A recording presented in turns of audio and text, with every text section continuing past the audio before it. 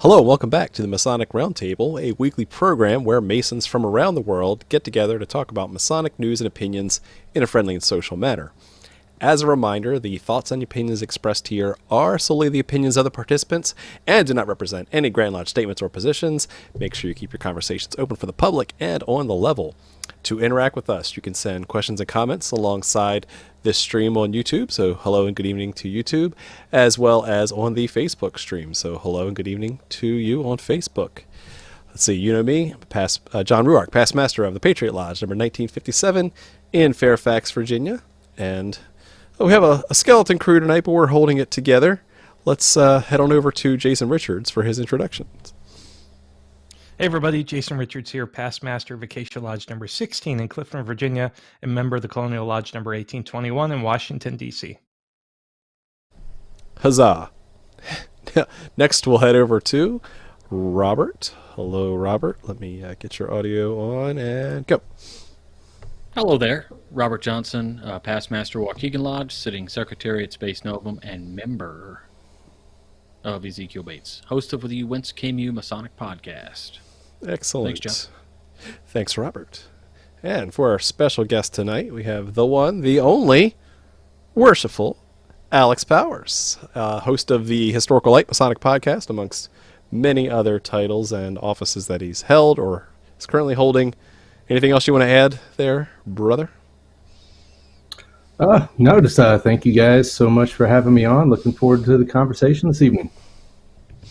As am I. So, speaking of great podcasts, if you want to help support TMR, head on over to patreon.com/the Masonic Roundtable to chip in a few bucks to help us keep going, upgrading the tech, and maybe chipping in for Jason's haircut. So we'll see. One day. It's like Movember, but for your head. And you started last year. You're just jealous that I can grow hair. Like you and Joe Martinez both. It's getting thin, but I'm not ready yet. I'm not giving in yet. Like your jokes. Oh, hey-o. I miss the banter. I really do. So, let's see. Tonight's topic, we are going to talk about preserving lodge records. How do you keep your lodge records safe? And what a better guest to bring on to talk about, historical artifacts and the preservation of the history of the fraternity than none other than Alex Powers. So, let's just dive right on in. Why are you so passionate about lodge preservation? Lodge record preservation. Dude, you guys brought me on for that. I thought we were talking about green beans. Sorry. Let me check my papers here. No. We'll edit it out in post. Yeah. There you go. No, so really my big passion for Masonic history kind of hit when I transferred over to my current lodge here in Gardner. So growing up, those of you that watch my show or kind of know my story may know this history behind it. But growing up, I knew I had Freemasons in my family. I'm actually a fifth generation Mason. But I didn't really have a concept of what that was or really any interest in it until later on. My wife's father, my father-in-law, was huge into Freemasonry and really kind of started bringing that into my perspective. Ended up joining out in Lenexa, and it, 70s based lodge, just, really wasn't much there for me to grasp onto. The history didn't hit me yet, even though I found out a lot about it later. But moving out here to Gardner, the lodge out here is, built in 1907. And as soon as you walk in, that history just hits you. And on my first visit there, the first thing I noticed kind of walking up in the Tyler quarters was that infamous frame of past masters, right? You see this at every lodge. And this lodge is quite old. It was chartered 1868. But this frame had like 15 photos in it, 20 tops. And something about that really hit me. I was like, wow, okay. And I asked some questions. They're like, yeah, we don't really have any of the rest, and didn't really know a lot of the history to tell me. And immediately I saw an area for the first time in my Masonic journey that I knew I could do something here to give back. Always had a bit of an interest in history, but this just sparked it. And I dove right in. Dove in to start recovering those pictures, dove in to start recovering the history of our lodge. And within that, kind of gained an quick question here. Did your lodge have a lodge historian at the time? No. Because I know some lodges have an official title, some have an unofficial title, but you jumped right on in. So how was that transfer of power? Unfortunately, yeah, here in Kansas, that's not a position you see in lodges. I kind of encourage it to be, even if it's not on the books, to have somebody dedicated to that. But they were really thrilled for somebody to kind of jump in. The last time it was really taken on was 1968. We had our 100-year anniversary, and the master at the time wrote a book, which, like a 17-page pamphlet. But that was the last time the history was really brought up to date and touched.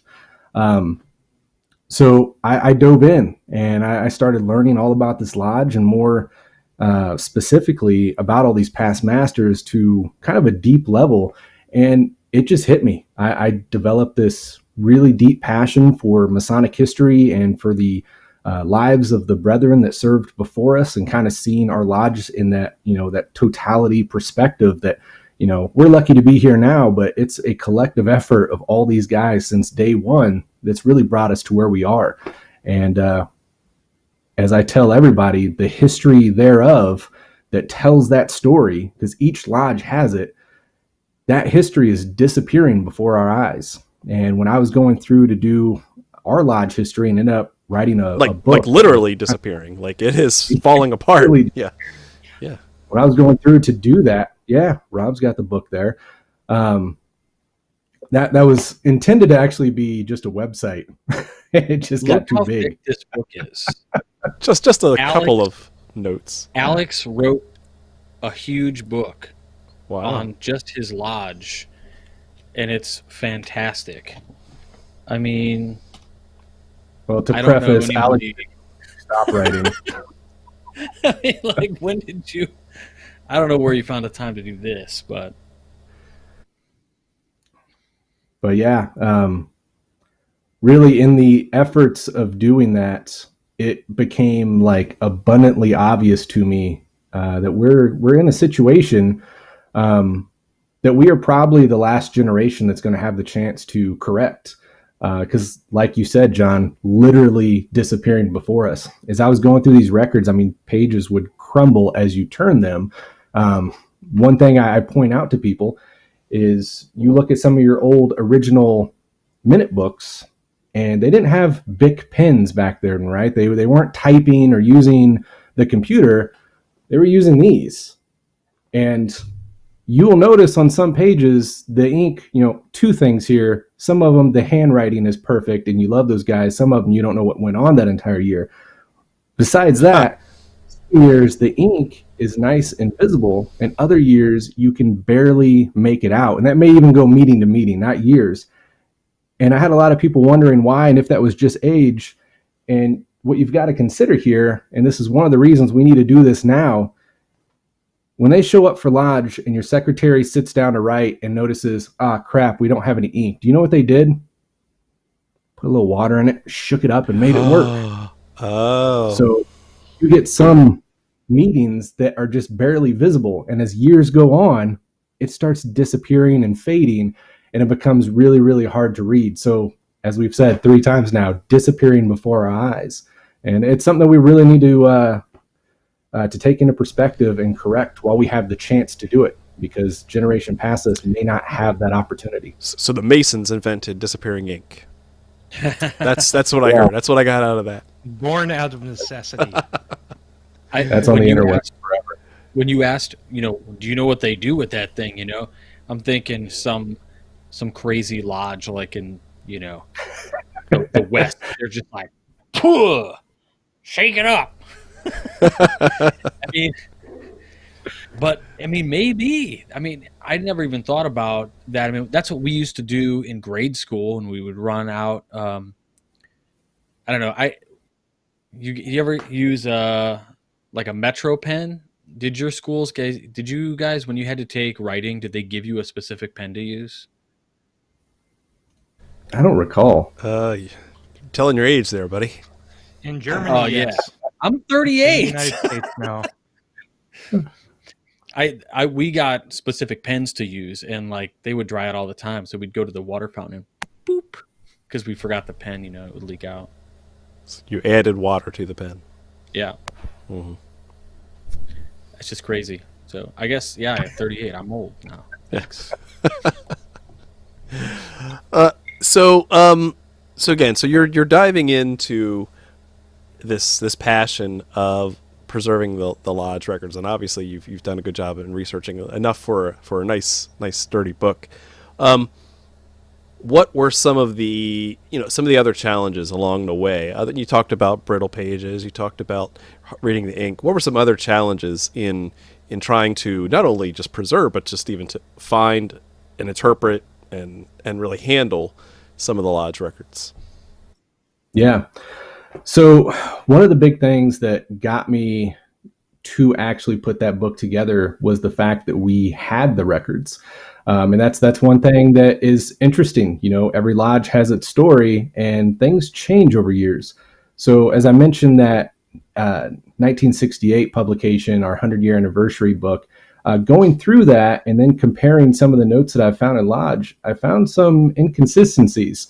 And when I really went back and looked at his notes for the first book, I found out that when he did that, they didn't have the first handful of minute books. He didn't know where they were. So they were largely going off of like he say, she say, and stories around the area and stuff like that to really collectively put this information together. I don't know where they came from, but when I came around, they had recovered those books at some point. So I was able to go back and actually recover that information and do the corrections. So luckily in our lodge, we have, from the point of letters of dispensation all the way through current, which is fantastic. There's a lot of lodges out there that are still missing periods or don't have any at all. And there's still a lot of resources. It's going to be a lot of he say, she say, and hitting the pavement, actually getting those stories that you're able to recover. But there are also a lot of resources online and through your Grand Lodge that will help you at least recover the gist of that story, that you can really put together a lot and bring it back into a total picture. So going through that whole spiel there, I really started to understand the need to kind of develop this process because I wasn't a professional going into this, right? So first thing I did is started taking all kinds of courses that I could get into on effective research, on I got certified in archival. Now, where would you get that kind of certification or education? I actually did that through our state historical society. So I did a class through them, but there's also resources online that will help you find out that information, best tactics and whatnot to utilize these days. And it's kind of came down into, now that I'm director of the Lodge of Research here in Kansas, I'm kind of moving that up into a statewide program where we actually built 3 kits, and we're going to be sending those out around the state, and it has everything in there that you need to do this. When I first started digitizing my lodge records, I didn't have the know-how and I didn't have the equipment, but I had the willpower, and that's really the first thing you need. And I digitized the first 2 books of our lodge with one of these smartphone. I have to butt in here, Alex. Yeah. So a couple weeks ago, my family got in the car and just drove down to see Alex's family, and we hung out for the weekend. And one of the first things that Alex and I start doing is just nerding out on masonry, of course. And our wives kind of did this thing. I'm shocked. Like just ghosts. Yep. Talking about where we're going for dinner. So Alex and I are talking, and my sons are just like, oh my God, look at this cool stuff in Alex's office.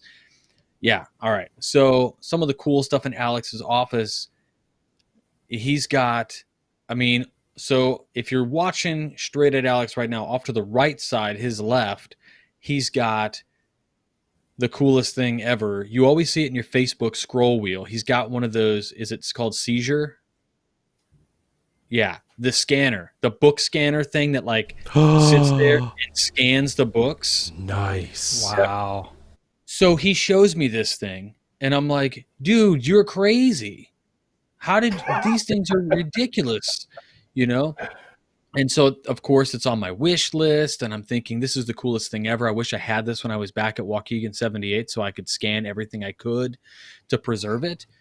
And he basically just made me completely jealous with the amount of technology he has acquired in order to archive stuff. But then, like, as my mind kind of broke through this tech jealousy, I know John has this sometimes probably too. You're like, oh my God, this is the coolest tech ever. Where do I get one? Where do I get this? Shut up and take my money. That's right. Yeah. The scene from American Is Elon Psycho. doing book scanners now, John? These books scan themselves. It's amazing technology. Well, you got to understand where I'm coming from. Like, I see that seizure thing, and I'm thinking, okay, it's probably not that great. And then Alex is like, no, it's badass. Sorry. Then, so then I'm looking at what we have in the past for our Lodge of Research, and it's like this hulking machine that we have to update software on and buy licenses for, and still like manually. No, it's got a page flipper, but it's not. I wouldn't have it flip the pages of what we're going after here. So, yeah, man. I mean, I was completely enamored with his tech setup, and then he breaks out this plan. He pulls this thing out of the closet and he says, "This is the suitcase." And I'm like, "What's the suitcase?" And I'm going to leave it there because I think this is the coolest thing ever. It's like, what was it? Pulp Fiction, the suitcase, right? You lift it up. It glows at you. Yeah. Or if you've seen that episode of Archer. Yeah. What is it? You got to tell them about the suitcase. Yeah. What's in the suitcase? Oh, the suitcase. Well, before I forget real quick, let's touch on why these certain items are in the suitcase. So getting into archival, as Rob touched on, different types of book scanners out there and the more expensive ones using these page flippers. First thing lodges want to do, because let's face it, our lodges are not techie savvy guys the majority of the time. So they're going to look for a service. I've had a guy tell me before that his local historical society just scanned all his books for free and handed them over. Don't buy it. If you can find a place to do that, more power to you. But they've got so much on their hands. I wouldn't hold your breath for that. Hiring a service is always a deal. However, they are going to use these expensive machines with these auto page flippers, or they are going to tear your books up and scan them in a bulk style. Right. They have to destroy the book in order to scan it in. Mm-hmm. Take them out of the spine, and then they run them through a high scanner. When we say destroy, it means it is not recoverable. Yeah. Right. If it's something like Washington Memorial's doing with the annual proceedings, right? You got these multiple copies. Yep. That's one thing. When we're talking about lodge records and you got that one book, I've been talking about this since 2016 with Historical Light. I go through it with two perspectives. I want to first recover and preserve that data from within those books. But secondly, I want to preserve the physical material as long as I possibly can. I want that physical book to last in its physical essence as long as possible and do what I can to help preserve its physical manner without, increasing the disintegration and the falling apart and the rotting and all that good stuff. So taking that into consideration, overhead book scanners have came a long way and are really your best bet when you're dealing with what I consider precious material that you don't want to harm or destroy. You got to realize going through these pages, they're brittle, they're thin. Some of these, minute books are different between the different providers they got them from. Some have thick pages that over time will get brittle and crack. Some have really, really thin pages that'll just rip out of there if you're too hard with them. So doing this by hand manually with an overhead scanner system that is not going to touch or harm it, in my opinion, is the best way. So that's what we utilize within this suitcase.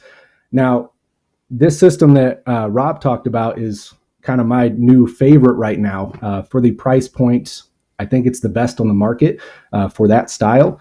When I started this with our lodge, like I said, I started on my cell phone and then I was like, hey guys, this is taking forever. Cause you're taking JPEG pictures and trying to file name them and all this stuff. It's ridiculous.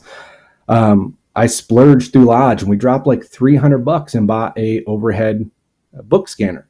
And I was so excited, so happy. Mind you, this is like 5 years ago, and what's the term? Like tech doubles itself every 6 months or something like that. Moore's law. So yeah. So we bought that, and hey, it was a night and day difference from using my cell phone, right? I was doing a minute book in probably an hour and a half. I was pretty happy about that. But the lighting was terrible. You're having to adjust every single page. And the OCR capability, which I bought it for because they prided themselves on it, was not existent. You click on it, it just spins. So I was joking with Rob about this when he was down here. I sent these guys an email, and they just sent back in broken English, sorry, our OCR not best. Well, that's the whole reason I bought this thing.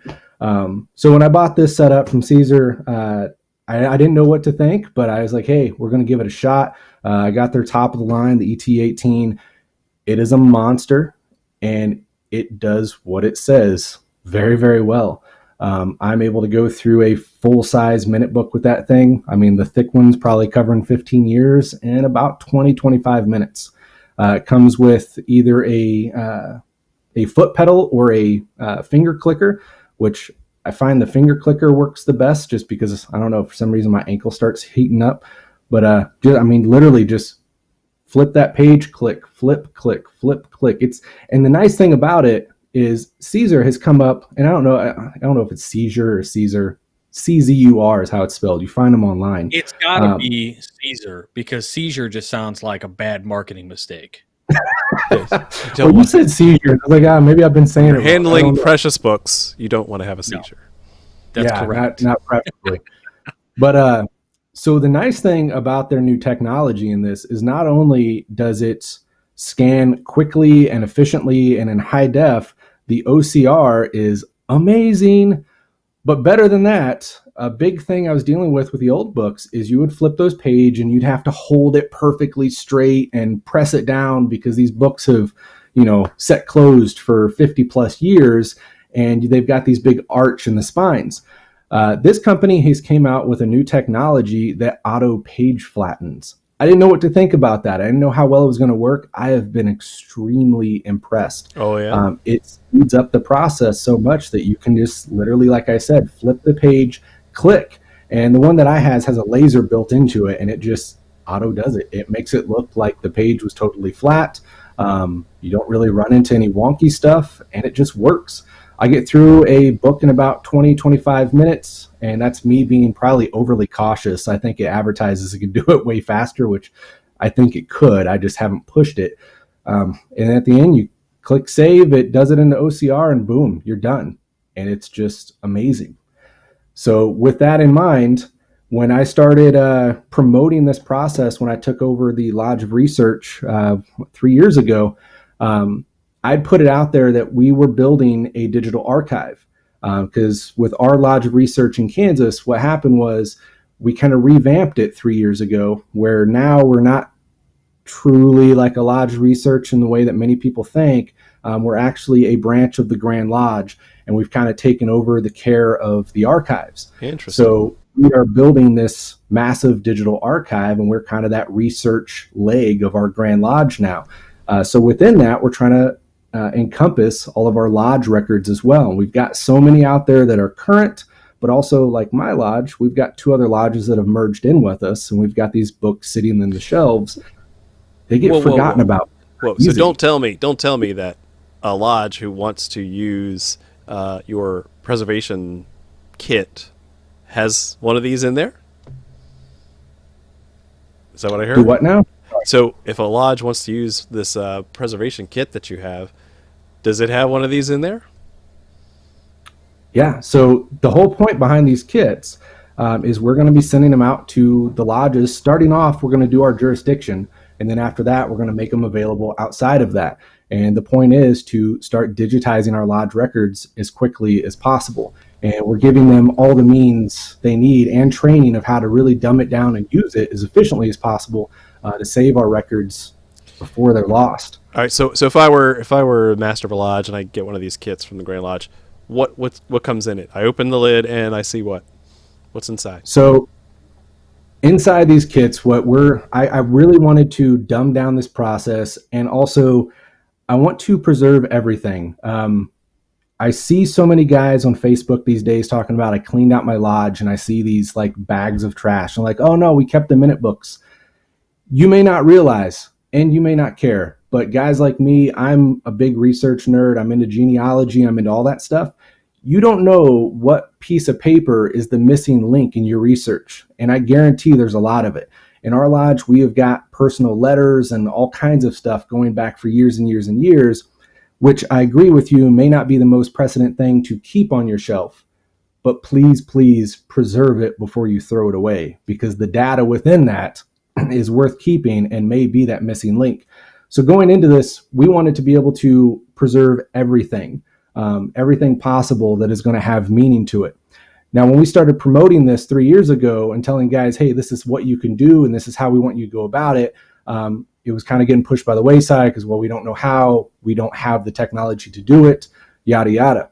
So what we've done here is we're teaching you how, we're dumbing down the process, and we're not giving, but we're lending you the equipment to do it for no charge. We just want to save the history. So inside these, you're going to get that professional overhead book scanner that is going to scan all of your minute books and other book style documents that you want to keep. We've got a laptop in there, brand new laptop that is going to run it all. We've got a high-speed bulk scanner, which I got onto these from my work. Well, I'll show you a picture of it here real quick. These things are a monster, and this is going to be for loose communications, pictures, all kinds of stuff that you have sitting out there. And mind you, it doesn't have the top chute on it, but we have these that are going to be for your bulk papers. So you load up papers, and it's going to go through in high definition and scan these at about a page per second, and does OCR while it's scanning. Everything that we're including does the OCR while it's scanning, which is amazing. We're also including in there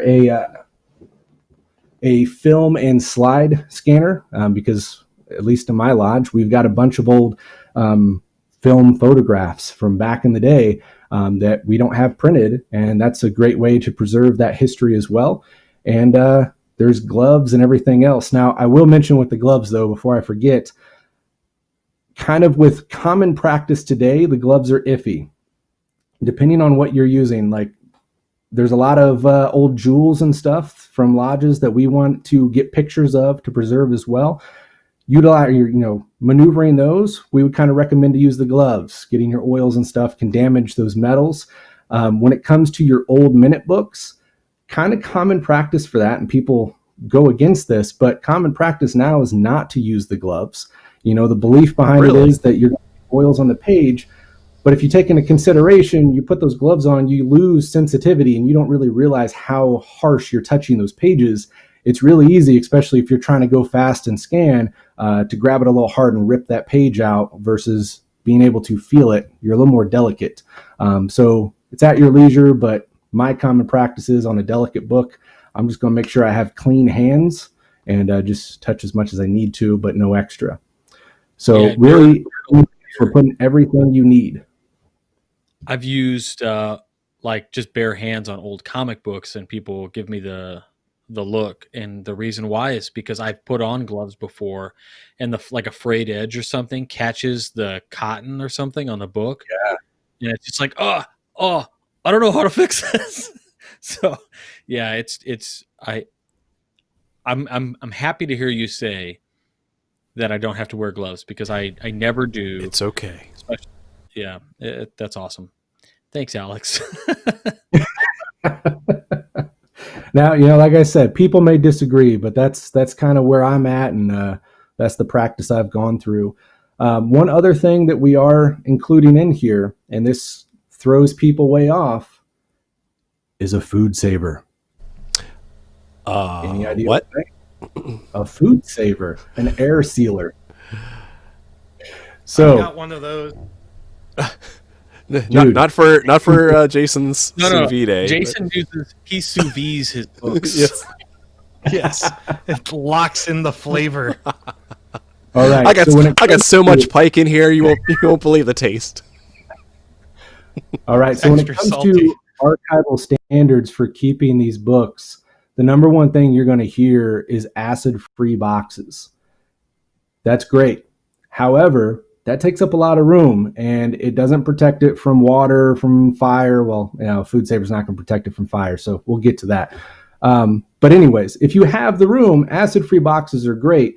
However, I ran into this with my lodge because at one point they invested a ton of money in these big gaudy eyesore of their fire-safe file cabinets, right? So they're monsters and they want to keep the books in there. Well, that's fine. I personally don't think they're worth it. If that place caught on fire, it's going to be dust inside there, but whatever. We're going to keep the books in there, make everyone happy.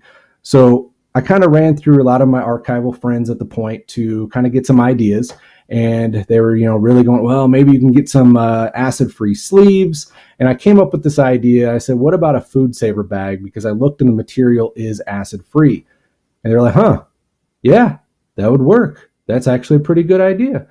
So I tried it and I food saved a couple bags after I'd, digitized them. I put in a little printout of what the book was when it was digitized and sealed it. It firms it up, it air seals it. So then at that point, you don't have to worry about musty air. Don't have to worry about the book mites. If you have a leaky roof like our lodge did at the time, it's been fixed, knock on wood, thank you. But in those situations, water and stuff can really affect those old books. If it's air sealed correctly, not that you'd want to try, you could submerge the thing and it's going to be just fine.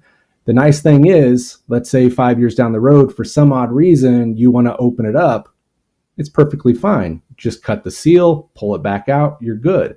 And you can seal it back and it works just fine. But doing it in that method, it protected the book and I was still able to fit it right back in to the fire protective safe.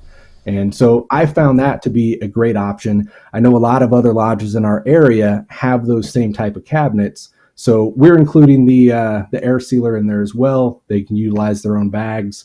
But that is a great option if you don't have the room or want to utilize the acid-free boxes. So, Alex, I got a question about the preservation process because I got to see when I visited your lodge. You brought out a couple of these air sealed minute books, and I love the way funky. you did it. It does. It looks like a vacuum sealed astronaut ice cream, but inside is rich Masonic history. Maybe not as rich as Masonic ice cream, but the process of sealing it. What does that do for like book molds? Like if they have the mold in there and you vacuum seal it, does cutting off the oxygen to it, will that preserve it as it is now? Does it kill the mold? If I reopen it, does it reactivate? I'm just curious if you've run into any of those.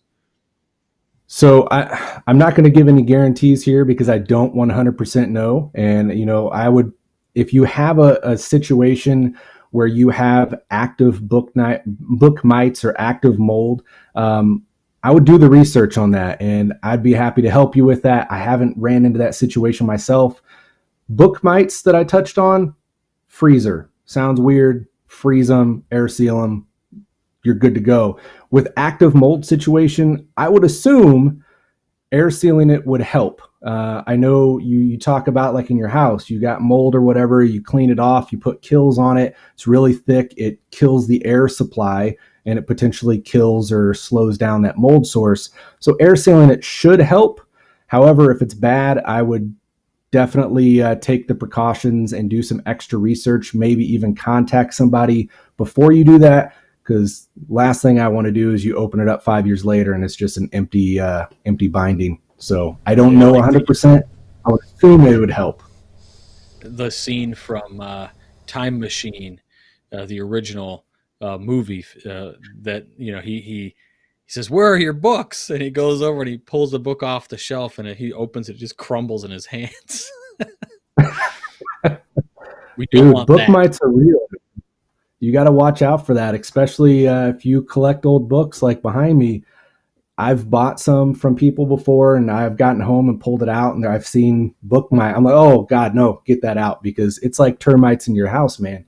They will go through your whole collection like you wouldn't believe. So if you collect old books, or if you got them sitting around at lodge and stuff, that's something to regularly look for. Just kind of look through for any sign of damage, because once you get them, they go happy on eating that paper.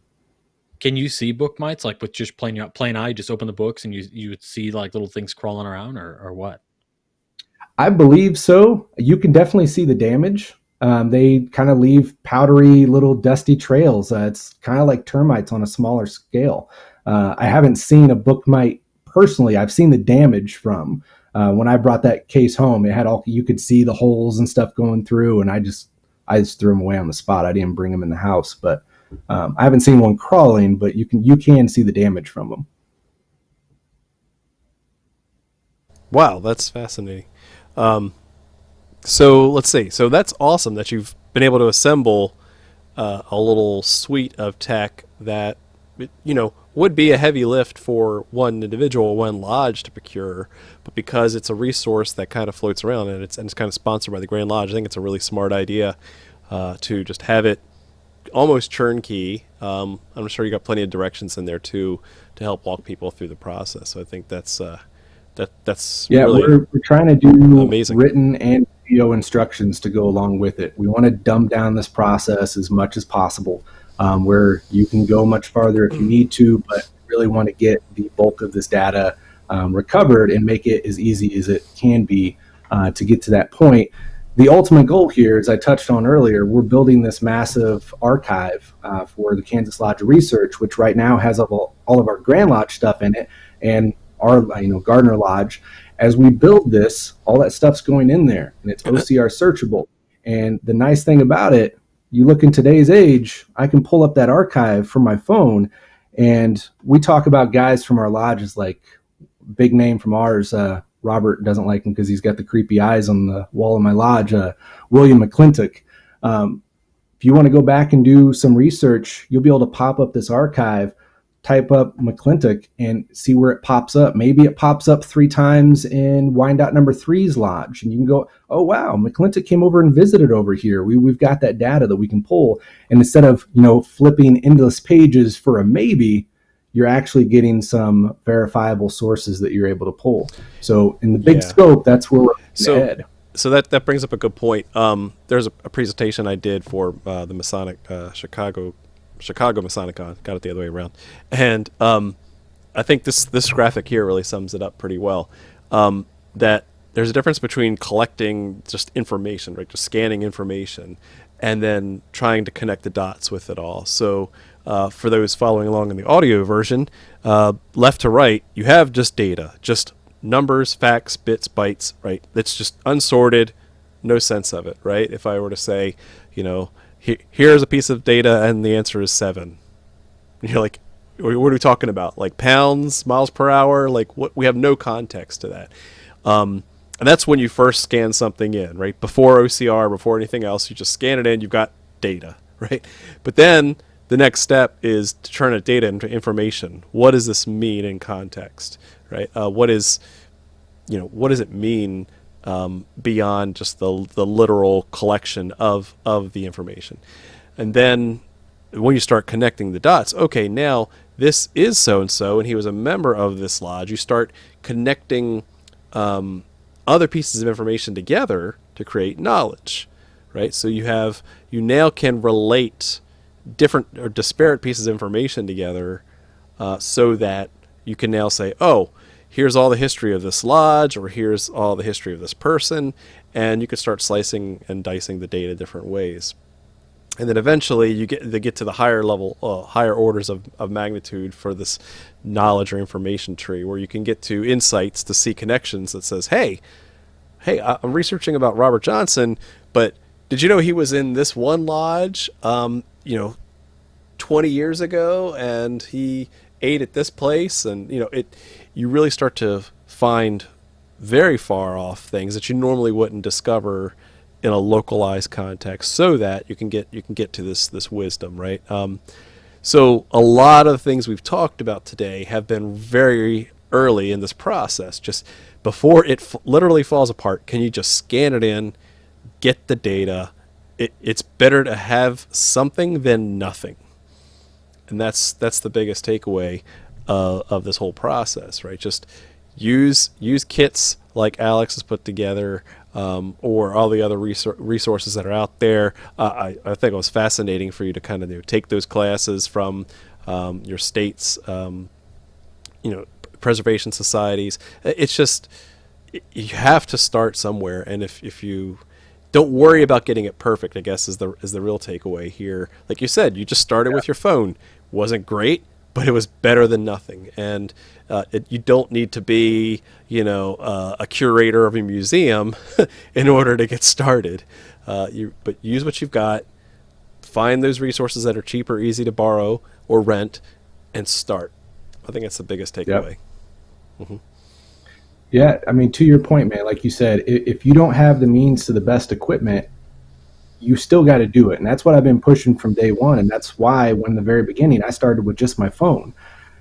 Here's the thing is, with the software that's out there today, with this application, we're trying to go dumb it down and make it as efficient as possible. So everything's OCR while you're doing it. However, there's programs that you can run through and do OCR afterwards. Now, to preface that, if you take an old document from, the early 1800s and it's that gibberish writing, that's not going to OCR. I've gotten a few words to pull, but don't bank on that whole page being searchable. However, there's a lot of information out there that will. And what we do to utilize that is, when we get those in, we have a guy run through there and actually put that into the metadata and try to pull key names and stuff off of that, which is going to help you at least get to a right page. Maybe not the exact word right away, but get you to the right page. But get it preserved now while you can, and you can always touch in that additional stuff later. You can always add the perks as you go.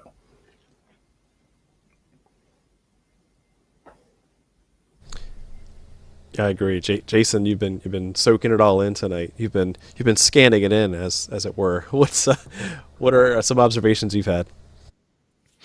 So the key is just to do it, and do it the best that you can, even if you don't have the amazing scanner system. So this brings me back to my mentor, David Hill, who is doing a similar thing for Acacia's lodge minutes and lodge records, and he's using a DSLR camera, just going snap, snap, snap, and then he's actually going through, because he doesn't have the OCR on that. He's going through and he's manually transcribing the minutes. He's got MCR, Masonic character recognition, where you have a Mason sit there and read the minutes and have them type it down. Doing it. Yeah. So that's just a real life example of someone who is working tirelessly to ensure that our lodge history doesn't get lost forever. And there are decades where we just don't have lodge minutes because we can't find that box of records, or there was a flood in the secretary's garage that damaged some of the lodge minute boxes. And sounds oddly specific. Once those are gone, they're gone, and you'll never get them back. 100%. So to kind of push that home.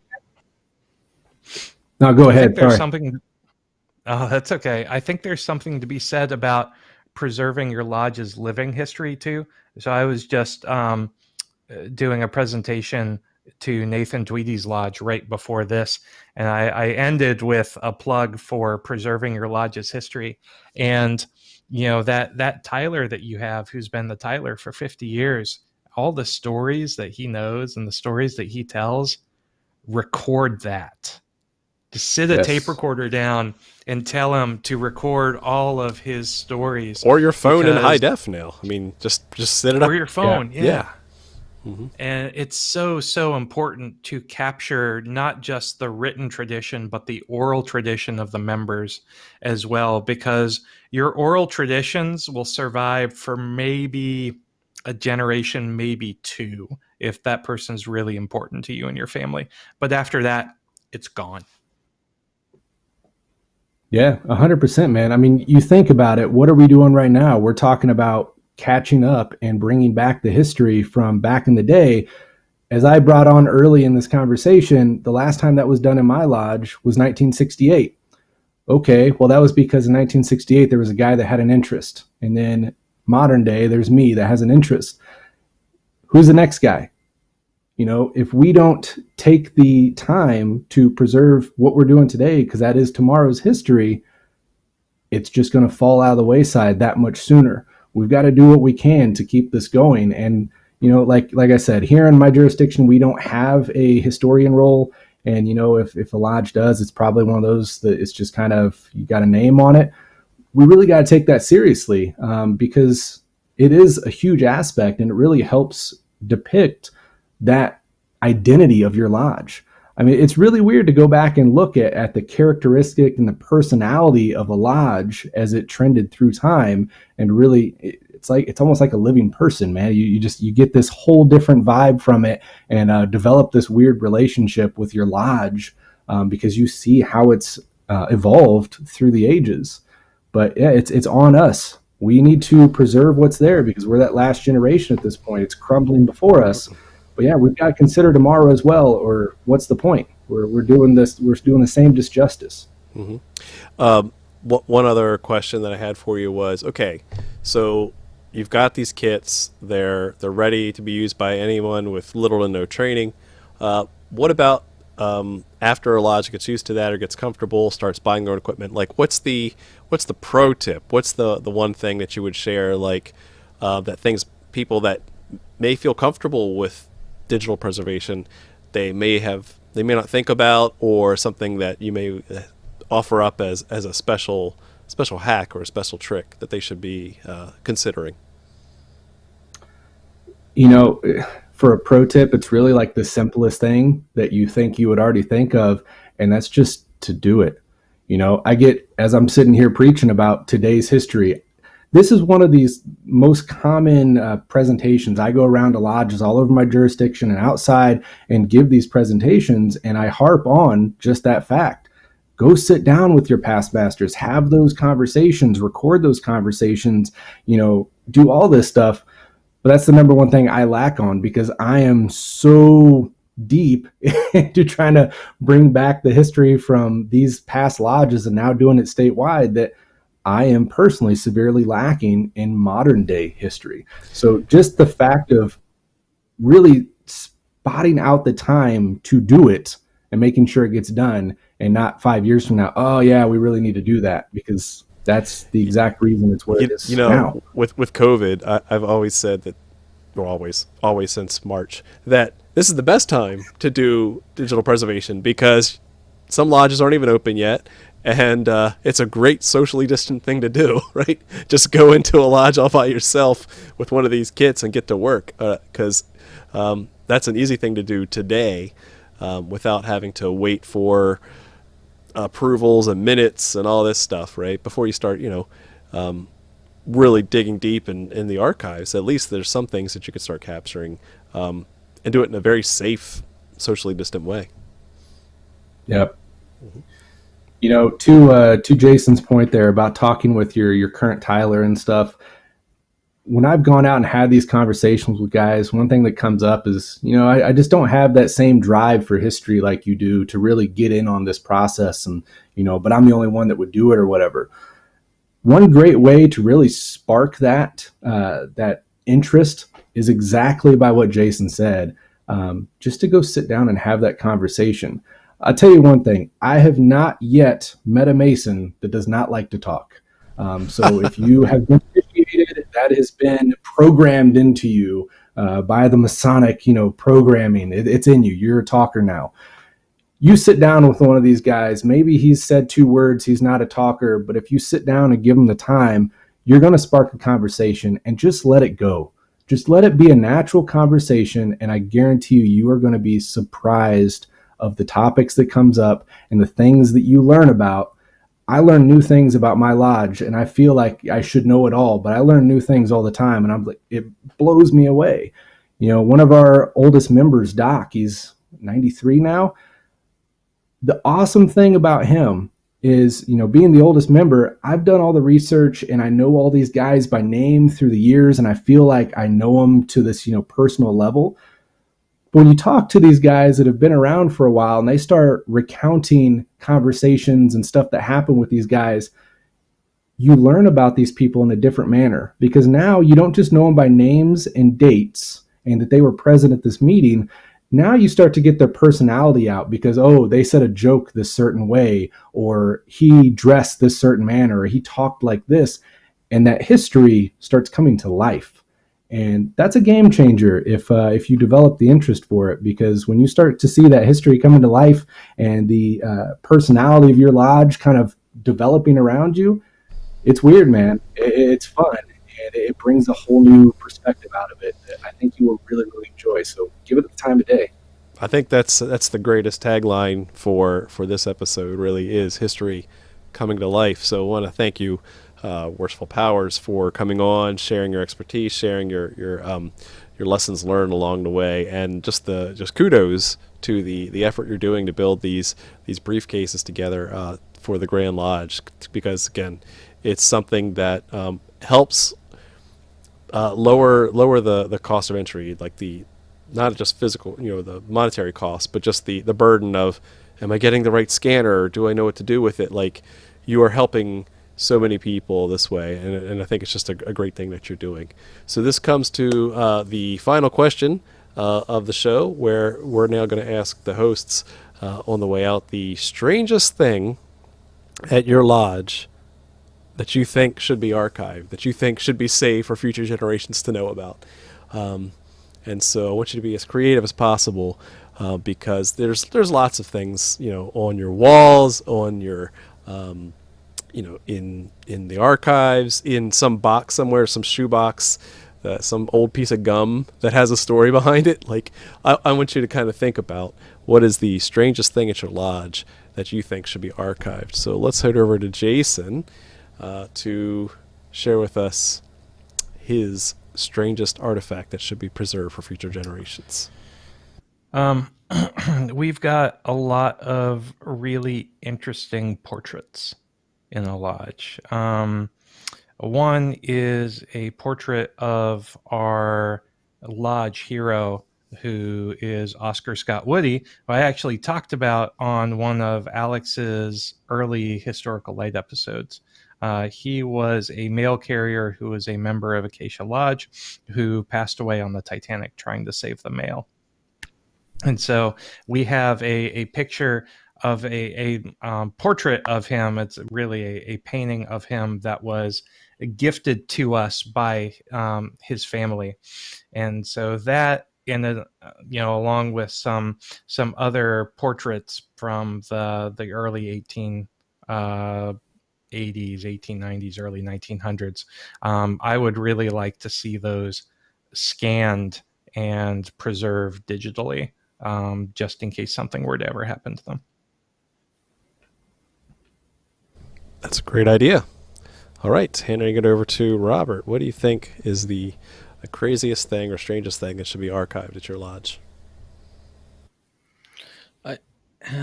It's hard. So I've had the privilege to go through and see things at my mother lodge before I left there.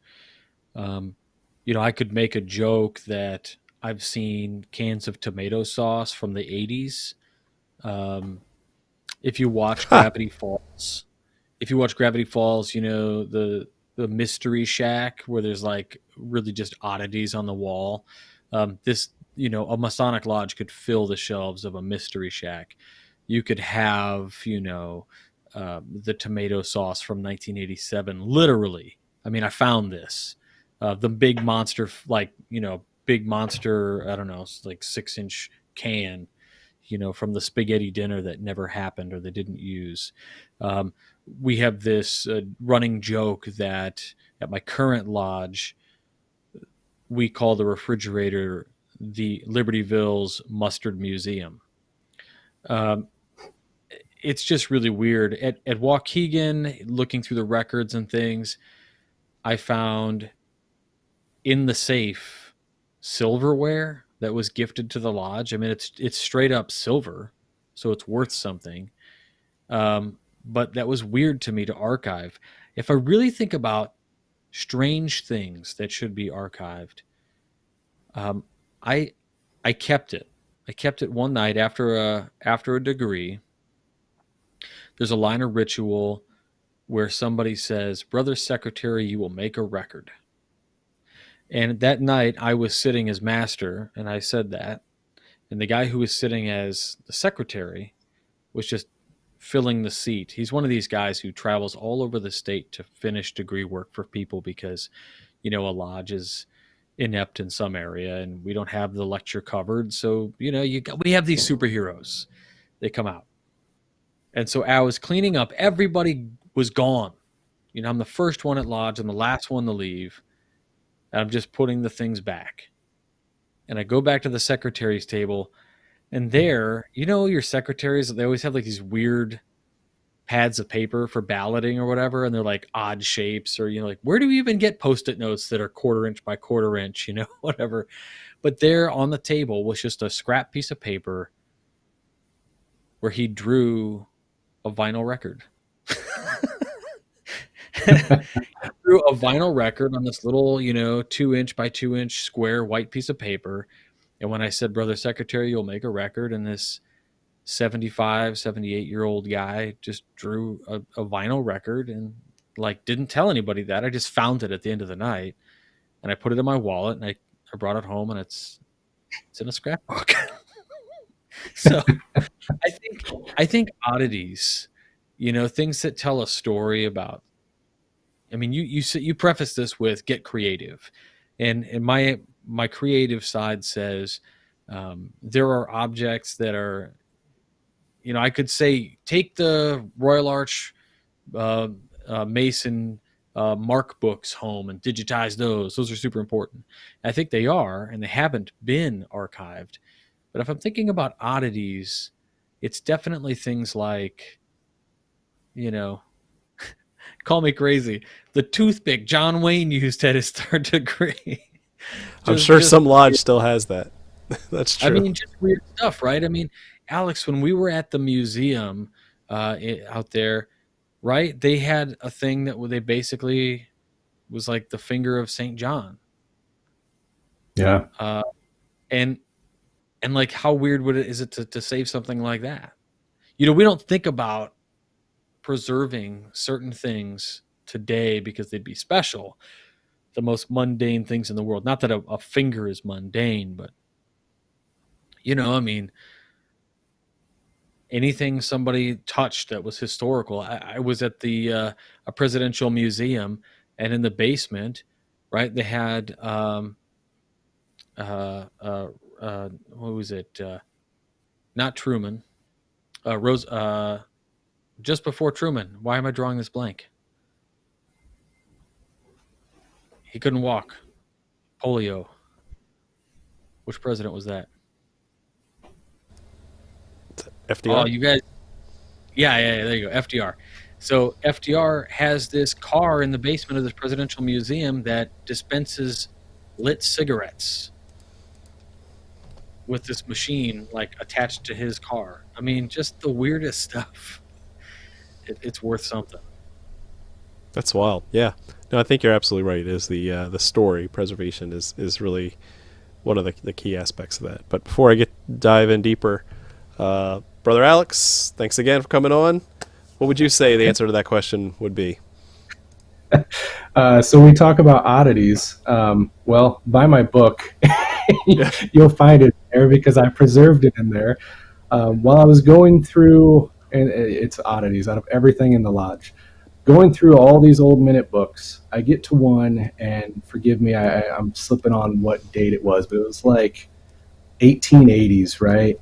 And you can smell these books. They've got that must to them. But I flipped to this one page, and there is a smashed fly in the book from like 1884 or something like that. And it just, I had this whole vision of Lodge that night flash through my head of this, rural Kansas Lodge, no air, sweltering hot on a July day, and this fly just buzzing around. And finally the secretary just gets so PO'd and smashes the book shut on it. And I don't know, I had to put that in the book. I took a screenshot of it and preserved it because they left it in that book all those years. They didn't scrape it off. You never know where you're going to need it. Exactly. Awesome. Hey, well, thanks a lot. Any other resources or points of contact if anyone wanted to try this on their own? Yeah, definitely. You can find more at Kansas Lodge Research, kslor.org, or you can contact me through Historical Light, historicallight.com, or find me on Facebook. If you guys got questions or concerns going through this process, how to get started, best techniques, whatever, dude, I love doing this stuff, and it's always a pleasure to help a brother out. So just give me a shout, and I'll be happy to help you in any which way I can. Rest in peace, your inbox. Absolutely. All right. Let's see. So first thing I wanted to share was did find a picture of a book mite. So this is a little tiny creature. I mean, you can see that's to scale. There's no banana to scale, but you can see kind of what the relative size of that is. So if you see one of those critters digging around, yes, get that taken care of professionally. Here's a picture of my daughter when I was doing some research for the presentation, but I didn't get a good picture of this one thing I had hoped to get. You see there's this little shadow box that's been custom built, and in it you can see the hilt of a Tyler sword. And this is from my mother lodge in Herndon, and ever since I've been there, since 2007, they've had this very nicely done mounted Tyler sword with a Tyler's apron, and there's a Tyler's jewel there, and a brother's name. And one day, I decided to ask an older past master of the lodge. I said, "What's with the sword? Like, why is this one so special? Why does this one have a special case built for it?" And I don't know the exact story, so my Herndon Lodge brothers are gonna get me on it. But basically, like this guy had been Tyler for decades, and was always reliable. And I believe he was on his way to like his final night as Tyler before his successor was going to be installed. And I think he got in a car accident and didn't make it. And so, as a memorial, they actually, set aside his working tool and actually preserved it in the lodge. And so I think, again, that's exactly what Robert was talking about when we're talking about what are the creative things, what not just past masters and their pictures on the wall, like we get that, but it's those kind of stories that I think what make up the character of a lodge, the culture of a lodge, the history of a lodge, and that is worth preserving, right? Because you're going to have a generation of Masons coming in. I don't know what's with the crazy sword on the wall, but it must be special to somebody. They've got to find a way to figure that out. And most importantly, to preserve that brother's memory. So that would probably be my contribution to what is the most unique thing that I think should be archived, because that's something you couldn't throw a scanner on, but it's certainly worth digitally preserving through some photography or something like that with a write-up of what that actually meant. So that's my contribution. Again, very, very awesome conversation. I love nerding out on this kind of stuff, and I'm glad that we have kind of the resident expert in here. And I do want to thank you, Brother Alex, for all that you do for the craft, all that you do for Masonic education and Masonic history, and then of course in particular this type of preservation effort. So you've been a very valuable asset to Freemasonry. That's all we've got for this week, and I want to thank all of y'all very much for watching, and keep searching for more light. Have a good night.